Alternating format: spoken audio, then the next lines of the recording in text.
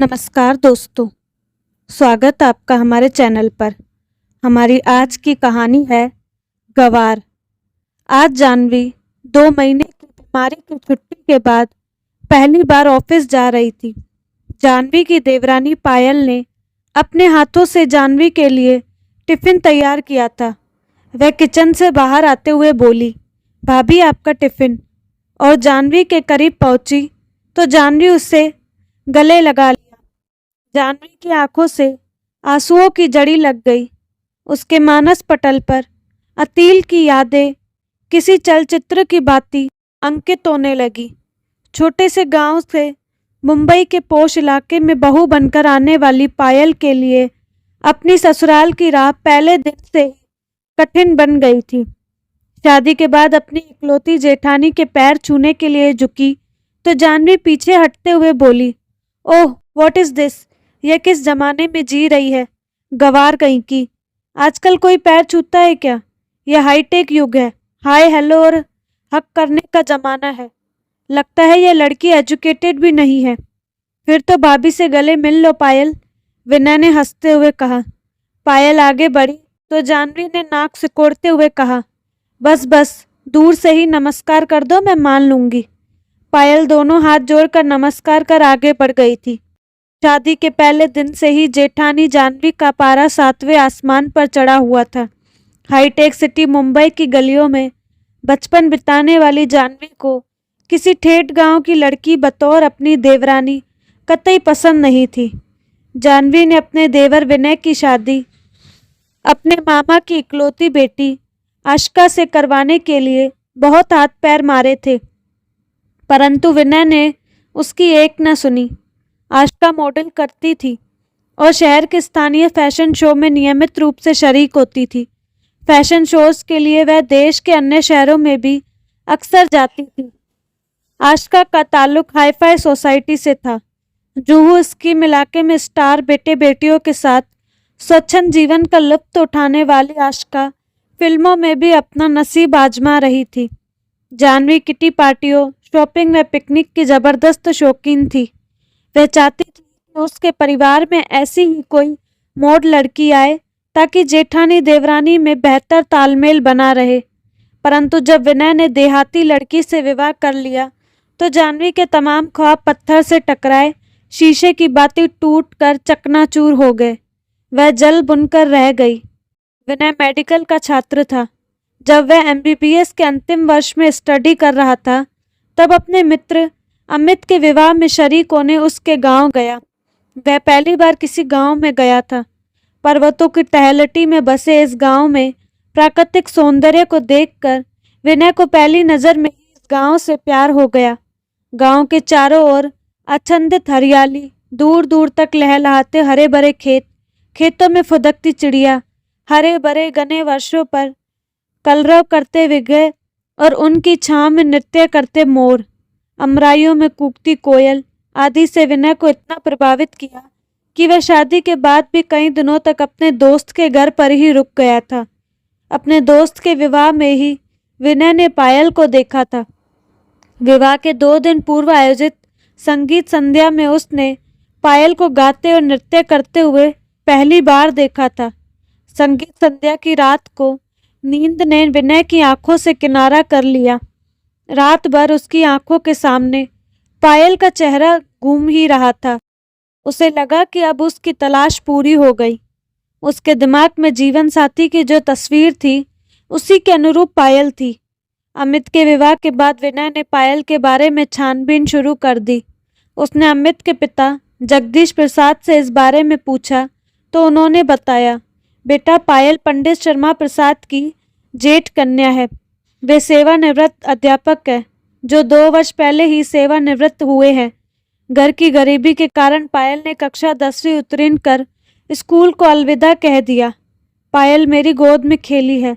लड़की बहुत ही संस्कारित, सुशील और बुद्धिमान है। पायल की आवाज़ बहुत ही मीठी व सुरीली है। वह बहुत अच्छा गाती है। अमित के विवाह में संगीत संध्या में तुमने पायल के गीत सुने होंगे। विनय, एक बात मैं तुमसे यह भी बताना चाहूँगा कि पायल के विवाह की चिंता ने श्याम प्रसाद की नींद हराम कर दी है। उनकी बिरादरी के कई लोग पायल को देखने आते, पर दहेज पर आकर बात फिसल जाती। पायल से छोटी एक और बहन है, उसके हाथ भी पीले करने हैं। गत वर्ष पंडित जी की पत्नी का अल्पावधि बीमारी के बाद आकस्मिक निधन हो गया। उन्होंने इलाज में पैसे पानी की तरह बहाया, पर उसे बचा ना सके। पंडित जी की पत्नी का निधन क्या हुआ, इस परिवार की रीढ़ ही टूट गई। जगदीश प्रसाद ने विनय के कंधे पर हाथ रखते हुए कहा, बेटे विनय, पंडित जी मेरे बहुत अच्छे मित्र हैं। उनकी दोनों बेटियां सुंदर, सुशील और संस्कारित है। अगर पायल तुम्हें पसंद है और उसे अपना जीवन साथी बनाना चाहते हो तो मुझे पंडित जी से बात करने में प्रसन्नता होगी। जगदीश प्रसाद की बातों से विनय के मन में लड्डू फूट रहे थे। वह जल्दी से जल्दी मुंबई जाकर इस संबंध में अपने माता पिता से बात करना चाहता था। जगदीश ने अल्प विराम के बाद कहा, बेटा कोई निर्णय लेने से पहले अपने माता पिता से एक बार बात जरूर कर लेना। हो सके तो उन्हें एक बार यहाँ लेकर आ जाना। जरूर अंकल, मैं कोई निर्णय लेने से पहले माता पिता से बात जरूर करूँगा और मुझे पूरा विश्वास है कि मेरी पसंद ही मेरे माता पिता की पसंद होगी। अंकल, पायल तो मुझे पहली नज़र में ही पसंद आ गई। मैं ऐसी ही लड़की को अपनी जीवन संगनी बनाना चाहता हूँ, जिसका मन स्वच्छ कांच की तरह पारदर्शक हो, जिसके आर पार सहज देखा जा सके। पायल का मन ताल के स्वच्छ जल की तरह निर्मल है, जिसके भीतर सहजता से जागकर तल को देखा जा सकता है। अंकल, अमित के विवाह के दौरान हमारी कई बार मुलाकातें हो चुकी हैं। मैं कल ही मुंबई जा रहा हूँ। आप चाहे तो पायल के पापा से बात कर सकते हैं। विनय उत्साहित होकर बोल रहा था। ठीक है, मैं कल ही पंडित जी से बात कर लेता हूँ, जगदीश ने कहा। विनय ने मुंबई पहुंचकर जब अपने मम्मी पापा और भैया भाभी से इस बारे में बात की तो जानवी भाभी क्रोधित हो गई। उन्होंने नाराजगी व्यक्त करते हुए कहा, अरे विनय, मैंने तो आशका से तुम्हारे लिए बात कर रखी है। मुंबई जैसे शहर में गांव की अशिक्षित और गंवार लड़की लाकर समाज में हमारी नाक कटवाओगे क्या? अरे भाभी, मैंने आपसे पहले ही कह दिया था ना कि मुझे आशका पसंद नहीं। मेरी और उसकी सोच में जमीन आसमान का अंतर है। भाभी, मैं सीधा साधा लड़का हूँ, जबकि आशका हाई फाई। विनय मुस्कुराते हुए और कुछ कहने जा रहा था, मगर जानवी ने विनय की बात काटते हुए कहा, क्या बुराई है आशका में? दिखने में किसी हीरोइन से कम नहीं, अच्छी पढ़ी ऊंचे खानदान की है, हाई सोसाइटी से ताल्लुकात रखती है। भैया, तुम्हें ऐसी लड़की दिन में चिराग लेकर ढूंढने से भी नहीं मिलेगी। कहते हुए जानवी मुंह फैलाकर बैठक से चली गई। अरे भाई, उसे अपनी पसंद की लड़की से शादी करने दो ना। तुम अपनी पसंद उस पर क्यों थोप रही हो? विनय के बड़े भाई आकाश ने जानवी को समझाते हुए कहा। लेकिन तब तक जानवी अपने कमरे में जा चुकी थी। 2 ही दिनों बाद विनय अपने माता पिता को लेकर पायल के गांव पहुंच गया। पायल सभी को पसंद आ गई। विनय की मम्मी ने तो पायल के हाथ में शगुन भी दे दिया। चट मंगनी और पट ब्याह हो गया। जानवी की नाराजगी के बावजूद पायल इस घर की बहू बनकर आ गई। पायल को विवाह के पहले दिन ही अपनी जेठानी जानवी की नाराजगी का शिकार होना पड़ा था। वह बात बात पर पायल पर ताने कसती, लेकिन पायल ने मानो विनम्रता का चोगा पहन लिया हो। वह जानवी के तानों पर चू तक न करती, चुपचाप सहन करती रही। पायल जानती थी कि शब्द से शब्द बढ़ता है, सो उसके लिए इस वक्त खामोश रहना ही उचित है। उसे विश्वास था कि सदैव एक समान नहीं रहता, यह परिवर्तनशील है। एक दिन उसका भी वक्त बदलेगा। समय बीत रहा था। जानवी एक सरकारी बैंक में नौकरी करती थी, सो वह हमेशा अपना टिफिन खुद बनाकर सुबह 9 बजे अपनी स्कूटी से बैंक चली जाती और शाम को 5 बजे के आसपास लौटती थी। पायल से जानवी इस कदर नाराज थी कि वह उसके हाथ की चाय तक नहीं पीती थी। जानवी के बैंक जाने के बाद ही पायल का किचन में प्रवेश होता था। पायल के सास ससुर जानवी के तेज तर्रा स्वभाव से भली भांति परिचित थे, सो वे हमेशा खामोश ही रहते थे। सब कुछ ठीक चल रहा था, पर किसी को क्या पता था कि कोई अनहोनी उनके दरवाजे पर जल्द ही दस्तक देने वाली है। एक दिन शाम को बैंक से लौटते वक्त किसी टेम्पो ने जानवी की स्कूटी को पीछे से जोर से टक्कर मार दी। जानवी ने हेलमेट पहना हुआ था, इसीलिए उसके सिर पर चोट नहीं आई, मगर उसके दाएं हाथ और बाएं पैर पर गहरी चोट आई थी। किसी भले व्यक्ति ने अपनी कार से जानवी को नज़दीक के अस्पताल में पहुंचाया। अस्पताल से फ़ोन आते ही विनय और पायल तुरंत अस्पताल पहुंचे। जानवी के पति आकाश ऑफिस के काम से बेंगलुरु गए हुए थे। विनय ने देखा कि जानवी आईसीयू में है। डॉक्टरों ने बताया कि वह अभी बेहोशी की अवस्था में है, कुछ देर में उन्हें होश आ जाएगा। हेलमेट की वजह से उनके सिर में कोई चोट नहीं आई, मगर वह घबराकर बेहोश हो गई है। उसके हाथ और पैर में गहरी चोट लगी, फ्रैक्चर भी हो सकता है। एक्सरे रिपोर्ट आने के बाद पता चल जाएगा। कुछ ही देर में जानवी को होश आ गया। डॉक्टर ने विनय को इशारे से अंदर बुलाया। विनय ने जानवी को बताया कि वे बिल्कुल न घबराए, उनके हाथ और पैरों में ही चोट लगी है, सिर में कहीं चोट नहीं आई। एक्सरे में मालूम पड़ जाएगा कि फ्रैक्चर है या नहीं। कुछ ही देर बाद डॉक्टर ने एक्सरे देखकर विनय को बताया कि जानवी के दाएं हाथ और बाएं पैर पर फ्रैक्चर है। उन्हें करीब 1 सप्ताह अस्पताल में रहना पड़ेगा। विनय ने फ़ोन द्वारा आकाश को घटना की सारी जानकारी दी। करीब 2 सप्ताह के बाद जानवी को अस्पताल से छुट्टी मिली। विनय और पायल के साथ जानवी घर पर आई। घर के दरवाजे पर जानवी को रोककर पायल ने कहा, भाभी, अब आप अपने लिए पानी का ग्लास तक नहीं भरोगी।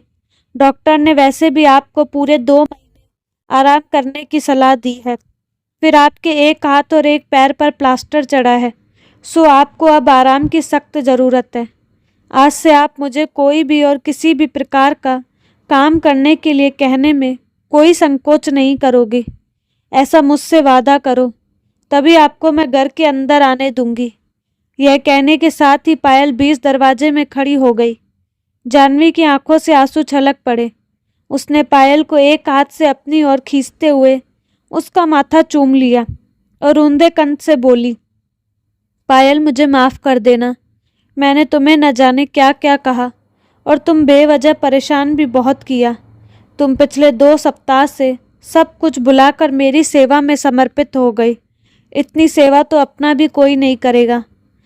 पायल, तुम्हें इस घर में आए अभी 7 महीने ही हुए, पर तुमने अपनी मृदुल वाणी और विनय भाव से हम सबका दिल जीत लिया। मुझे विनय की पसंद पर गर्व है। पायल, तुम्हारे बर्ताव से एक बात मेरी समझ में आ गई कि गांव की लड़की अशिक्षित हो सकती है, मगर असंस्कारित नहीं। तुम पारिवारिक एथिकेट्स की जीती जागती मूर्त हो। पायल, प्लीज़, पहले तुम मुझे माफ़ कर दो, तो ही मैं घर में प्रवेश करूंगी। भाभी, आप बड़ी बहन के समान है, जिसे अपनी छोटी बहन को डांटने और फटकारने का हक तो होता है ना। फिर भला मुझसे क्यों बुरा लगेगा। आप माफ़ी की बात करके मुझे शर्मिंदा ना करें। यह तो आपका विनय है भाभी। कहते हुए पायल ने अपनी जेठानी को बाहों में भर लिया।